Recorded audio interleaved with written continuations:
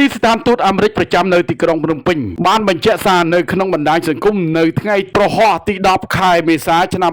2025នេះថាប្រជាពលរដ្ឋកម្ពុជាត្រូវត្រៀមលក្ខណៈនិងដាក់ពិន័យយ៉ាងធ្ងន់ធ្ងរហើយក៏បានបញ្ជាក់ច្បាស់ថាប្រធានាធិបតីដូណាល់ត្រាំកំពុងធានាដើម្បីឲ្យអាមេរិកមានសុវត្ថិភាពរឹងមាំនិងវិបលភាពលោកប្រធានាធិបតីដូណាល់ត្រាំកំពុងធានាច្បាប់អន្តរប្រវេសន៍សហរដ្ឋអាមេរិកត្រូវបានអនុវត្តប្រសិនបើព្យាយាមចូលសហរដ្ឋអាមេរិកដោយខុសច្បាប់កុហកដើម្បីទទួលបានទឹកដីកាធ្វើការដោយគ្មានការអនុញ្ញាតផ្លូវច្បាប់ឬស្នាក់នៅលើក្នុងសហរដ្ឋអាមេរិកការពិន័យគឺធ្ងន់ធ្ងរហើយនេះរួមទាំងការជាប់ពន្ធនាគារការនិរទេសនិងការហាមឃាត់ជាអចិន្ត្រៃយ៍លើការទទួលបានទឹកដីកាសហរដ្ឋអាមេរិកនាពេលអនាគតស្ថានទូតអាមេរិកប្រចាំនៅទីក្រុងភ្នំពេញបន្តចូលរួមយ៉ាងសកម្មជាមួយនឹងរាជរដ្ឋាភិបាលកម្ពុជាដើម្បីធានាឲ្យបានពលរដ្ឋខ្មែរដែលរស់នៅក្នុងសហរដ្ឋអាមេរិកដោយខុសច្បាប់ត្រូវបានបញ្ជូនមកកម្ពុជាវិញឲ្យបានឆាប់តាមដែលអាចធ្វើទៅបានយើងសូមកោតសរសើរចំពោះចំណាត់ការរហ័សនិងប្រកបដោយប្រសិទ្ធភាពរបស់ក្រសួងការបរទេសនិងសហប្រតិបត្តិការអន្តរជាតិក្រសួងមហាផ្ទៃនិងសមាភាគីរាជរដ្ឋាភិបាលកម្ពុជា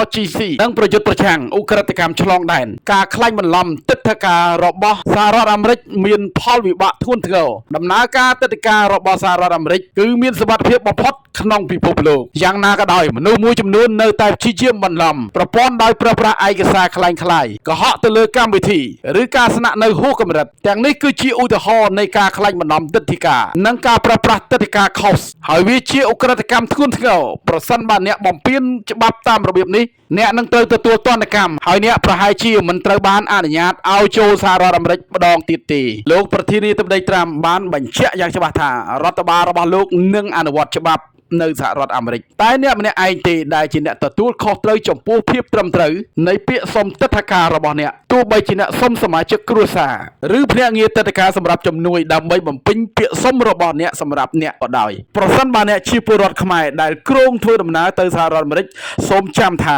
វាជាទំនួលខុសត្រូវរបស់អ្នកក្នុងការគោរពតាមលក្ខខណ្ឌនៃទិដ្ឋាការរបស់អ្នកវាខុសច្បាប់ក្នុងការធ្វើការនៅសហរដ្ឋអាមេរិកដោយគ្មានទិដ្ឋាការត្រឹមត្រូវនិងការអនុញ្ញាតការងារប្រសិនបើអ្នកធ្វើខុសច្បាប់អ្នកនឹងនិរទេសលោកប្រធានាធិបតីត្រាំកំពុងទទួលខុសត្រូវលើមនុស្សគ្រប់គ្នា